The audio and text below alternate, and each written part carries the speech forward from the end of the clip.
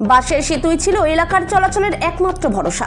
প্রত্যেক বছর বর্ষার সময় সেই সেতু ভেঙে চলাচল বিঘ্নিত হয়ে পড়ত। সেতুর যন্ত্রণায় থমকেছিল উন্নয়ন।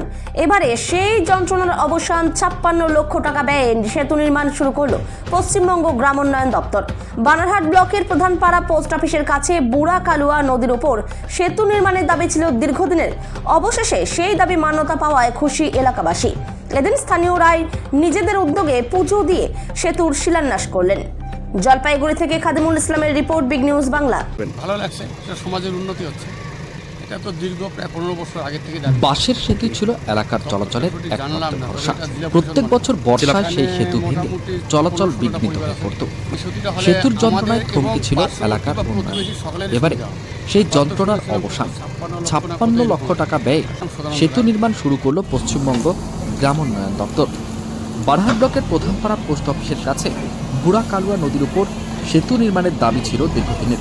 অবশেষে সেই দাবি মান্যতা পাওয়ায় খুশি এলাকাবাসী। শুক্রবার দেখা গেল স্থানীয়রাই নিজেদের উদ্যোগে পুজো দিয়ে সেতুর শিলান্যাস করলেন। শুরু হলো সেতু নির্মাণের কাজ। জানা গিয়েছে আগামী 3 মাসের মধ্যে সেই সেতু নির্মাণের কাজ সমাপ্ত করবে ঠিকাদারি সংস্থা।